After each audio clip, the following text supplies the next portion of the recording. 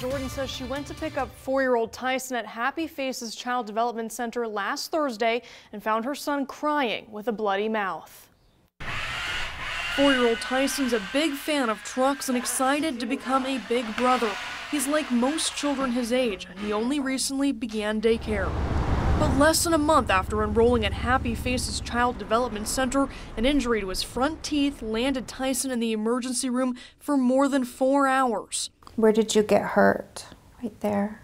Instructors told Tyson's parents the boy was running and slipped, hitting his front teeth on the tile floor.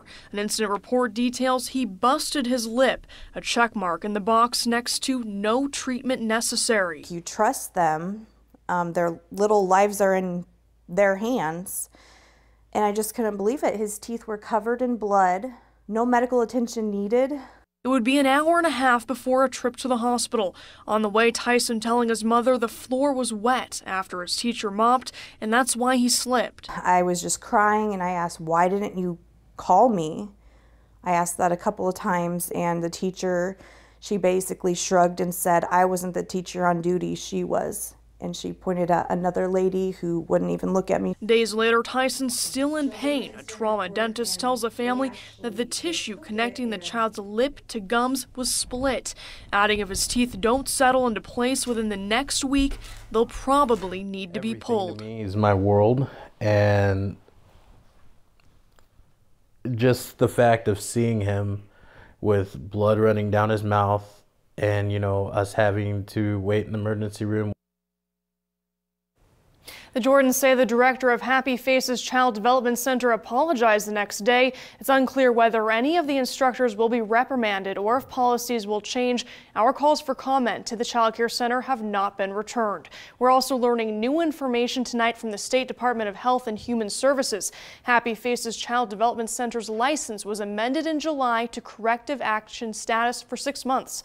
This comes after the state investigated the facility in early June about a May incident where 2 children ages 5 and 7 were locked in a utility closet for timeout. That closet contained cleaning chemicals. The investigation found the staff involved in the incident didn't have qualifications to be a teacher. The Child Care Center was required to submit a plan of corrective action to the state and hired an assistant director.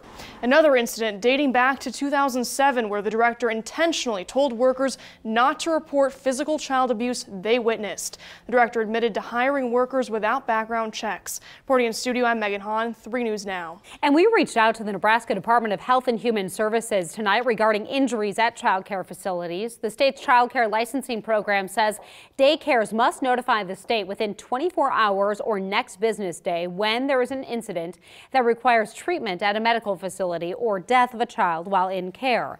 And if there is an emergency, child care facilities must have parent contact information as well as who to contact if parents are not available.